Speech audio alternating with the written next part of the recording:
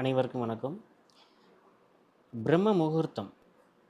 இந்த நேரத்தில எந்திரிச்சா என்னென்ன பெனிஃபிட் நடக்கும் அப்படிங்கிறத பத்தி நெறைய யூடியூப் வீடியோஸ் இருக்குது. இப்ப நான் கூட அந்த மாரி ஒரு வீடியோ தான் இதில நான் போடப் போறேன். ஆனா என்ன ஒரு வித்தியாசம் பார்த்தீங்கன்னா, இந்த பிரம்ம முகூர்த்தம் அப்படிங்கிற அந்த நேரத்தில எந்திரிச்சதுனால, எனக்கு என்ன பெனிஃபிட் கிடைச்சது அப்படிங்கிறத பத்தி மட்டும் தான் நான் அந்த வீடியோல பேசப் போறேன். ஸோ இந்த ஒரு விஷயத்தில மற்ற வீடியோக்களும் இந்த வீடியோவும் வித்தியாசமா இருக்கும். உங்களுக்கு யூஸ்ஃபுல்லா இருக்கும் அப்படிங்கிற நம்பிக்கை எனக்கு இருக்குது. ஸோ கடைசி வரைக்கும் பாருங்க. எனக்கு கிடைச்ச பெனிஃபிட் வந்து ஒரு 5 பெனிஃபிட் இருக்குது. அத நான் உங்களுக்கு ஒண்ணொண்ணா சொல்றேன். அதற்கு முன்னாடி இந்த பிரம்ம முகூர்த்தம்னா என்ன அப்படிங்கிறத பத்தி நான் உங்களுக்கு குயிக்கா சொல்லிடுறேன். பிரம்ம முகூர்த்தம் அப்படிங்கிறது சூரிய உதயம் அதற்கு முன்பாக 2 நாழிகை நேரத்த தான் பிரம்ம முகூர்த்தம்னு சொல்றாங்க. ஒரு நாழிகை என்பது 24 நிமிடங்கள். இந்த நாழிகை கணக்கு வந்து நம்ம பழைய தமிழர்கள் பண்பாடு. இந்த ஒரு நாழிகை என்பது 24 நிமிடங்கள். அப்போ 2 நாழிகை என்பது ஏறக்குறைய 48 நிமிடங்கள். சூரிய உதயத்திற்கு முன்பாக ஒரு 48 நிமிடங்கள், 50 நிமிஷம்னு வச்சுக்கலாம் நம்ம. அது சொல்றதுக்கு ஈஸியா இருக்கும். ஸோ சூரிய உதயத்திற்கு முன்பாக 50 நிமிஷங்களுக்கு முன்னாடி இருக்கிற அந்த நேரம் தான் வந்து சரியான பிரம்ம முகூர்த்தம். இந்த சூரிய உதயம் பார்த்தீங்கன்னா, ஒவ்வொரு ஊருக்கும் ஒவ்வொரு விதமா இருக்கும். தமிழ்நாட பொறுத்தவரைக்கும் ஆல்மோஸ்ட் சேமா இருக்கும். ஆனா கேரளாக்கு போயிட்டீங்கன்னா, கொஞ்சம் 1 நிமிஷம் கொஞ்சம் முன்ன பின்ன இருக்கலாம். ஸோ தமிழ்நாட பொறுத்தவரைக்கும் பிரம்ம முகூர்த்தம் என்பது ஆ சேமா தான் இருக்கும். சூரிய உதயத்திற்கு 2 நாழிகை, அதாவது 50 நிமிஷத்துக்கு முன்னாடி. இதுதான் பிரம்ம முகூர்த்தம். இந்த பிரம்ம முகூர்த்தத்தில நம்ம எந்திரிக்கும்போது நெறைய பெனிஃபிட் இருக்கிறதாக நம்முடைய ஹிந்து மதம் சொல்லுது. ஆ நம்முடைய யோக மரபும் சொல்லுது. பிரம்ம முகூர்த்தம்னா என்னன்னு பார்த்தீங்கன்னா, பிரம்மா, அதாவது சிவன், விஷ்ணு, பிரம்மா இந்த 3 மூர்த்திகள்ல இருக்கக்கூடிய பிரம்மா என்ற கடவுள், இந்த முகூர்த்தம் நேரம், இந்த 2 நாழிகை இருக்கு இல்லைங்களா? இந்த நேரத்தில நமக்கு வேண்டிய வரங்களை தருகிறார் என்ற அர்த்தத்தில் தான் இந்த பிரம்ம முகூர்த்தம் என்பது உருவாயிருக்கிறதா நான் நம்புறேன்.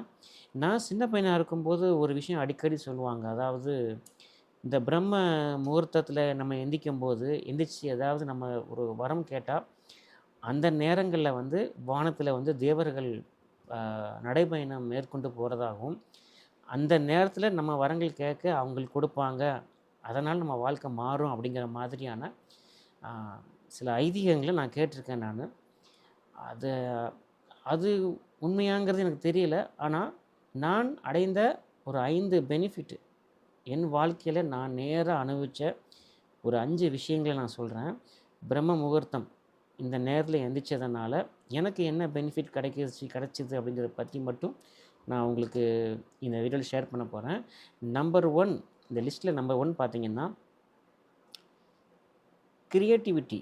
அதாவது கிரியேட்டிவிட்டி அப்படிங்கிறது நம்ம கேள்விப்பட்டிருப்போம்.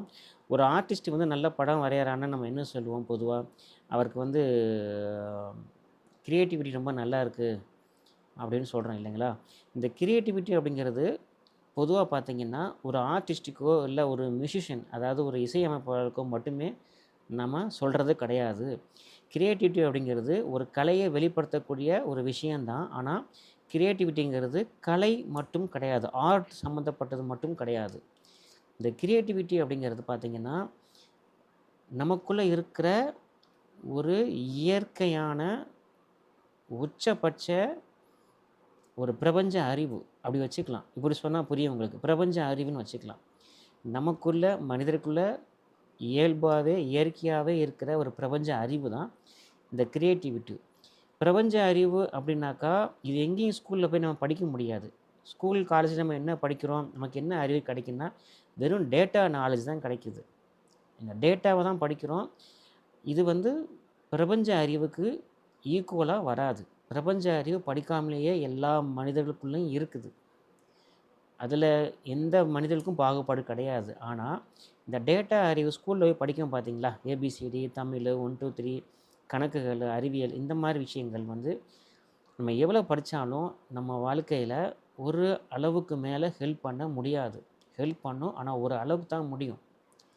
இந்த பிரபஞ்ச அறிவுங்கிறது எல்லா மனுஷங்களுக்குள்ளே இருக்கிற அந்த பிரபஞ்ச அறிவு நம்ம வாழ்க்கையில் நம்ம டேட்டா அறிவுனால் தீர்க்க முடியாத பிரச்சனைகளுக்கு நல்ல தீர்வை கொடுக்கக்கூடும்.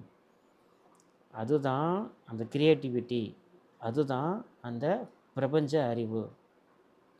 இந்த பிரபஞ்ச அறிவுக்கு வந்து இன்னொரு பேர் நான் சொல்கிறேன் பாருங்கள், இப்போ உங்களுக்கு ஈஸியாக புரிஞ்சிடும்.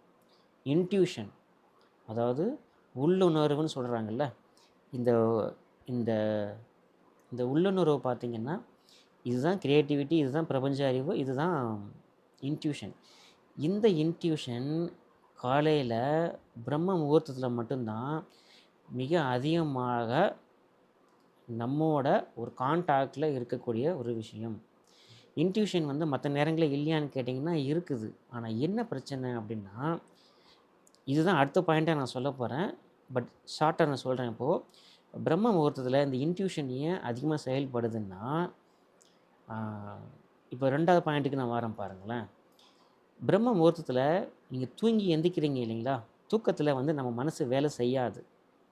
மனசு தூக்கத்தில் வேலை செய்யவே செய்யாது. ஒரு சில நிமிஷங்கள் செய்யும், அப்போ கனவுகள் வரும். ஆனால் மற்ற நேரங்கள், மீதி நேரங்களில் மனசு வேலை செய்யாது. இப்போது மனிதன் தூக்கத்தில் தன்னுடைய இயல்பான ஒரு நிலையில் இருப்பான். இயல்பான நிலை என்பது ஒரு ஆல்மோஸ்ட் அவன் வந்து பிரபஞ்சத்தோட ஒரு கனெக்ஷனில் இருக்கிற அந்த நேரம் தான் இந்த தூக்கம், டீப் ஸ்லீப்பு. இந்த தூக்கத்தில் மனசு வேலை செய்யாது.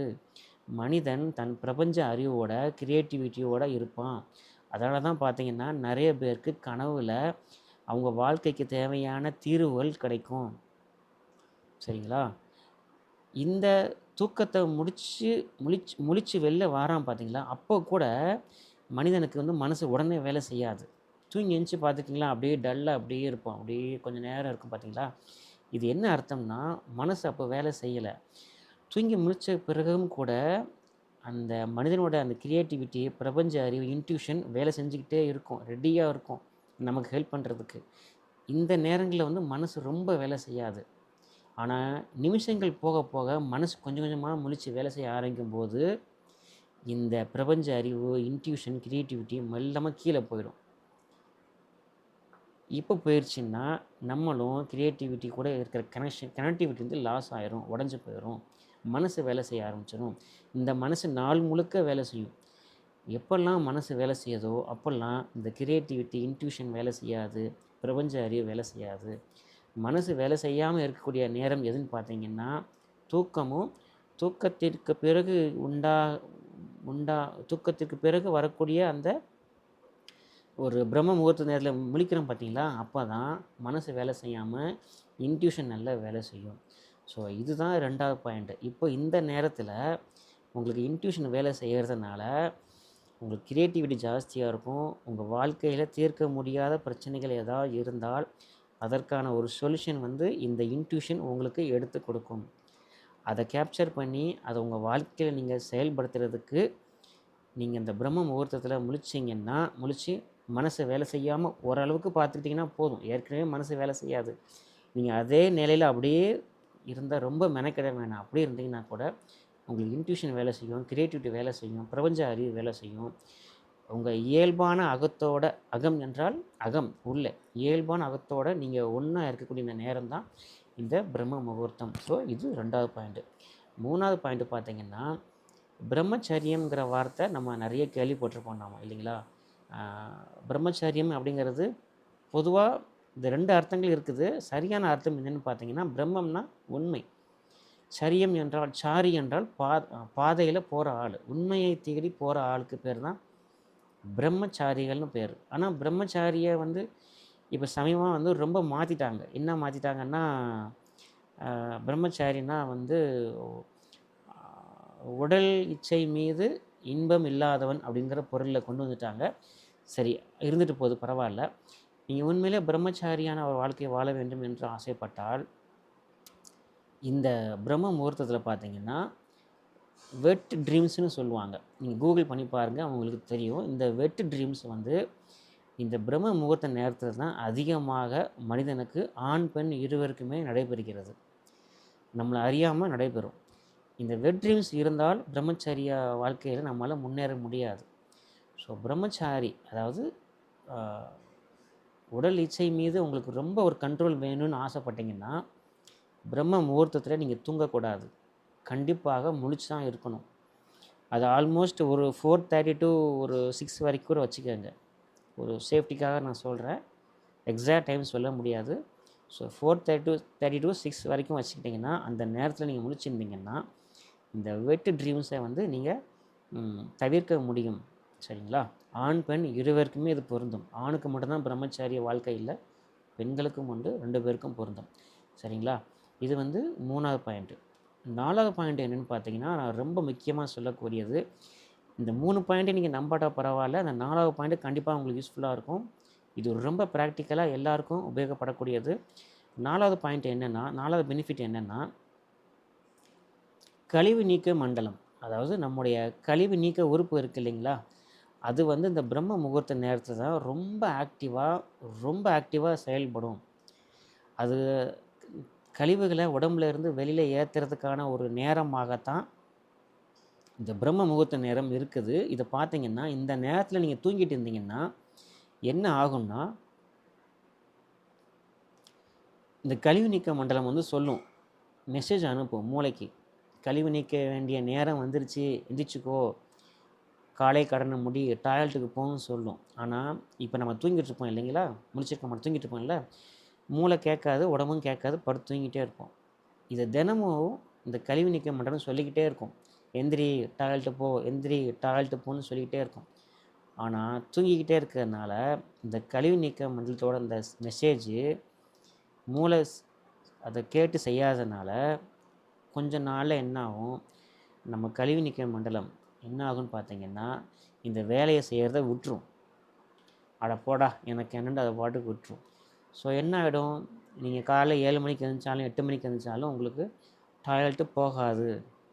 ஸோ இது சின்ன பிள்ளைங்களுக்கு பரவாயில்ல, வயசு ஆக ஆக இந்த பிரச்சனை வந்து ரொம்ப ஜாஸ்தி ஆகும். ஸோ பிரம்ம முகூர்த்தத்தில் எந்திரிக்கிறதுங்கிறது இயல்பாகவே டாய்லெட்டு போகக்கூடிய ஒரு நல்ல நேரம். ஸோ அடுத்து பார்த்திங்கன்னா, இரவில் உங்களுக்கு சீக்கிரம் தூக்கம் வரல அப்படின்னாக்கா, நீங்கள் காலையில் சீக்கிரமாக எந்திரிக்கும் போது உங்களுக்கு இரவு சீக்கிரம் தூக்கம் வந்துடும். ஸோ இந்த ஒரு பெனிஃபிட் இருக்குது. ஸோ பிரம்ம முகூர்த்தத்தில் எந்திரிக்கிறது கடைசியாக ஒரு பாயிண்ட் என்னென்னா, இது நான் அனுபவிச்சது இல்லை, ஆனால் சயின்ஸ் என்ன சொல்லுதுன்னா, பிரம்ம முகூர்த்த நேரம் அதாவது 4:30 to ஒரு 6 மணிக்குள்ளே இதயம் வந்து கம்மியாக வேலை செய்யும் அப்படிங்கிறாங்க. அப்போ என்ன அர்த்தம்னா, ஹார்ட் அட்டாக் ப்ராப்ளம் வர்றதுக்கான வாய்ப்புகள் ஜாஸ்தியாக இருக்குதுன்னு சொல்கிறாங்க அந்த நேரங்களில். ஸோ பிரம்ம முகூர்த்த நேரத்தில் நீங்கள் சீக்கிரமாக எந்திரிச்சு சின்ன ஆக்டிவிட்டி, தியானமும் யோகா பிராணாயாமம் அப்புறமா சின்ன எக்ஸசைஸ் மாதிரி நீங்கள் செய்யும்போது உங்கள் இதயம் வந்து கொஞ்சம் நல்லா பம்ப் பண்ணி நல்லா வேலை செய்யும். அதனால் இந்த ஹார்ட் அட்டாக் ப்ராப்ளம் வராமல் தவிர்த்துக்கலான்னு சொல்கிறாங்க. ஸோ இதெல்லாம் தான் பெனிஃபிட்டுங்க. மற்றொரு பதிவை சந்திப்போம். நன்றி.